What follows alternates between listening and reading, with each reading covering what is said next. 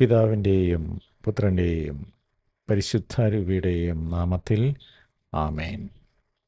ക്രിസ്തുവിൻ്റെ നാമത്തിൽ എല്ലാവർക്കും സമാധാനവും സന്തോഷവും ആശംസിക്കുന്നു.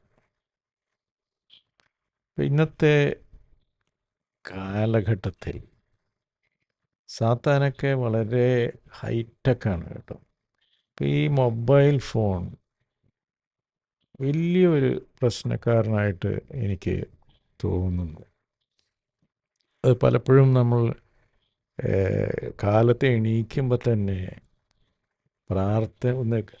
ദൈവത്തിന് ഒരു പുതിയ ദിനം നമുക്ക് തന്നതിന് ഒരു നന്ദി പറഞ്ഞ് സ്തുതിക്കുന്നതിന് പകരം പലപ്പോഴും മൊബൈലായിരിക്കും എൻ്റെ കാര്യത്തിലൊക്കെ ഞാൻ പലപ്പോഴും ആദ്യം എടുക്കുന്നത്.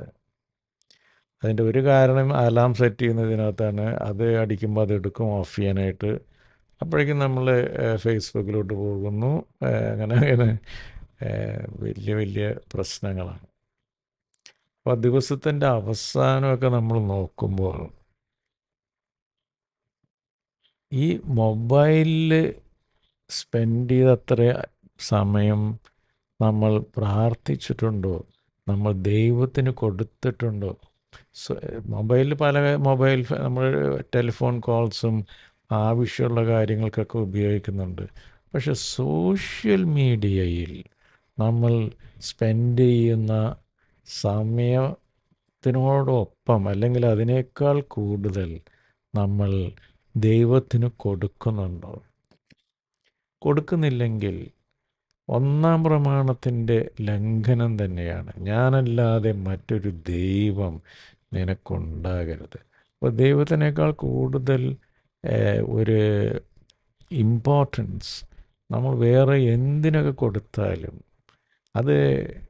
അത് ദൈവത്തിന് പ്രയോറിറ്റി കൊടുക്കാത്തതിന് തുല്യമാണ്. അപ്പം എൻ്റെ കാര്യത്തിലൊക്കെ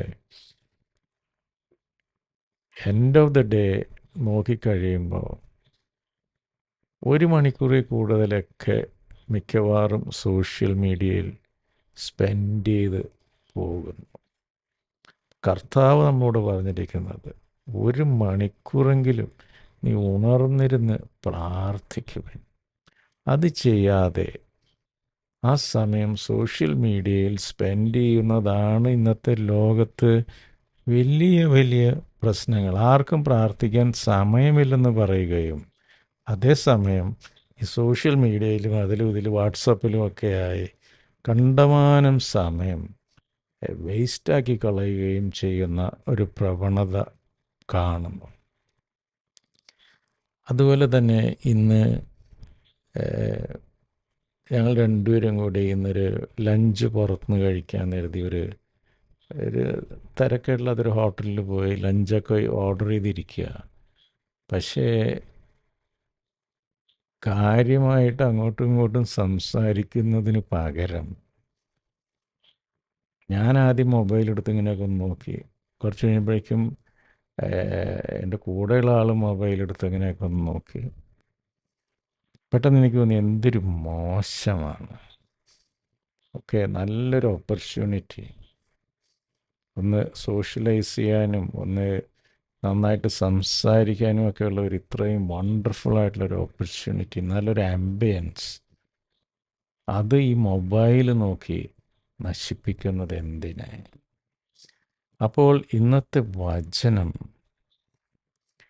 യാക്കോബ് 1:19 പറയുന്നു, എൻ്റെ പ്രിയ സഹോദരരെ ഓർമ്മിക്കുവിൻ, നിങ്ങൾ കേൾക്കുന്നതിൽ സന്നദ്ധതയുള്ളവരും സംസാരിക്കുന്നതിൽ തിടുക്കം കൂട്ടാത്തവരും കോപിക്കുന്നതിൽ മന്ദഗതിക്കാരുമായിരിക്കണം.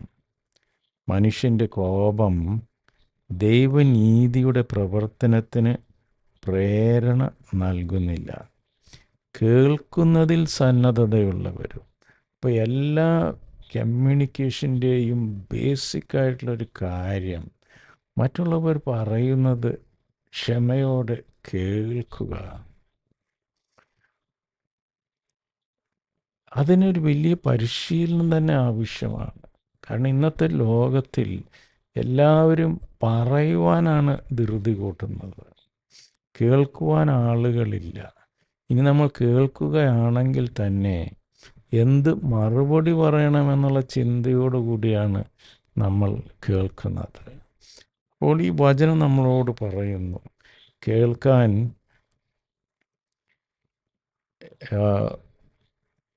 കേൾക്കുന്നതിൽ സന്നദ്ധതയുള്ളവരും സന്തോഷത്തോടെ മറ്റുള്ളവർ പറയുന്നത് എന്താണെന്ന് കേൾക്കുവാനുള്ള ഒരു മനസ്ഥിതി, അതുപോലെ തന്നെ സംസാരിക്കുന്നതിൽ തിടുക്കം കൂട്ടാത്തവരും, ആവശ്യത്തിന് മാത്രം സംസാരിക്കുക, കോപിക്കുന്നതിൽ മന്ദഗതിക്കാരുമായിരിക്കണം. ഈ സംസാരത്തിന് തിടുക്കം കൂടുമ്പോഴാണ് പലപ്പോഴും അത് കോപമായി മാറുന്നത്. അപ്പോൾ കോപിക്കുന്നതിൽ മന്ദഗതിക്കാരുമായിരിക്കണം. മനുഷ്യൻ്റെ കോപം ദൈവനീതിയുടെ പ്രവർത്തനത്തിന് പ്രേരണ നൽകുന്നില്ല. കോപിച്ചിരിക്കുന്നൊരു വ്യക്തിത്വം അവനിൽ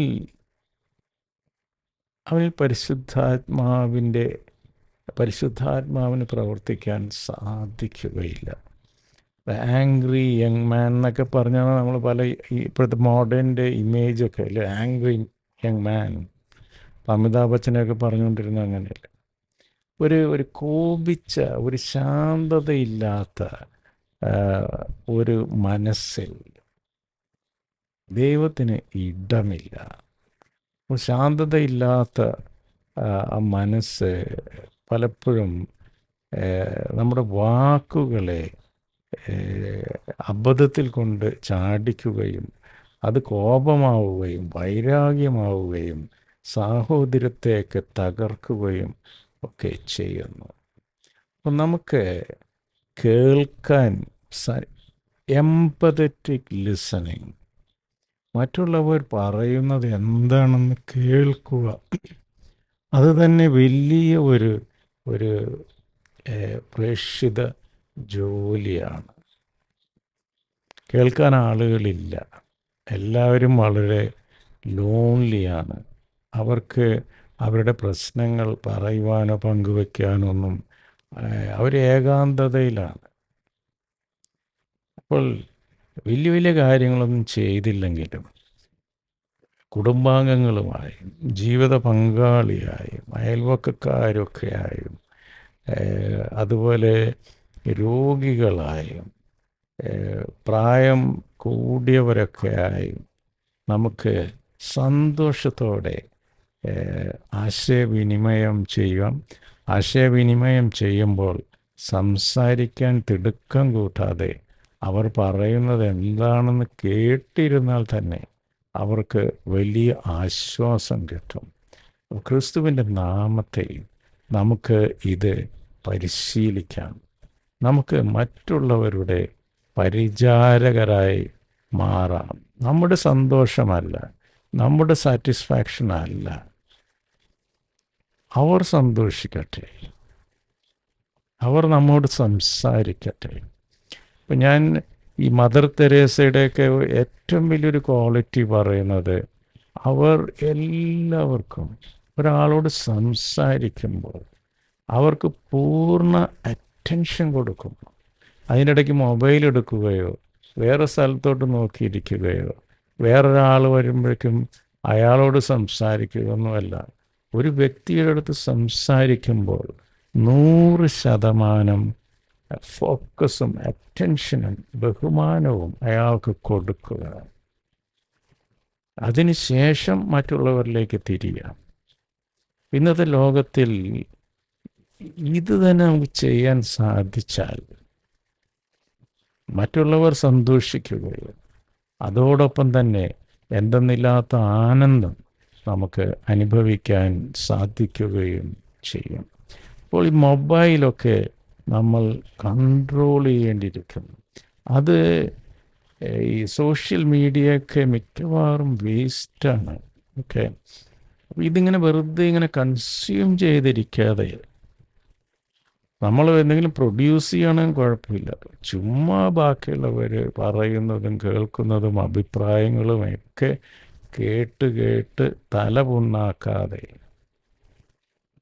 ആ സമയം നശിപ്പിക്കാതെ നമുക്ക് അത് കൂടുതൽ നന്മ പ്രവൃത്തികൾക്കും കർത്താവിനോട് പ്രാർത്ഥിക്കുവാനും ധ്യാനിക്കുവാനും വചനം വായിക്കുവാനുമൊക്കെ നമുക്ക് ഉപയോഗിക്കാം.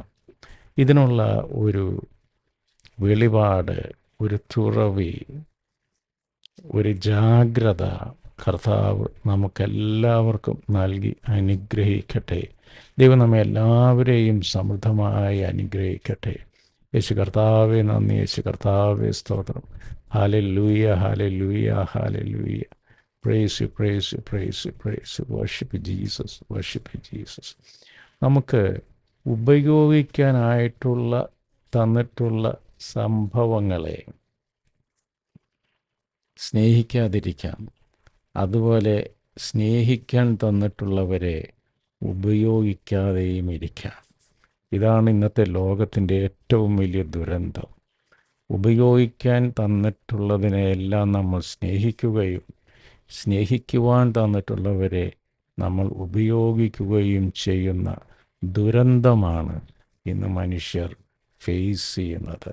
അതിൻ്റെ പ്രത്യാഘാതങ്ങൾ പല രീതിയിലായിരിക്കും വരുന്നതെന്ന് മാത്രം.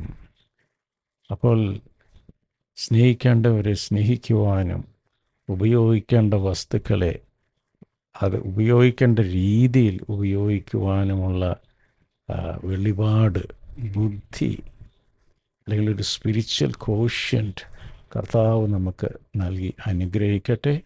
ആമേൻ. God bless. നിങ്ങളും എനിക്ക് വേണ്ടി പ്രത്യേകം പ്രാർത്ഥിക്കുമല്ലോ.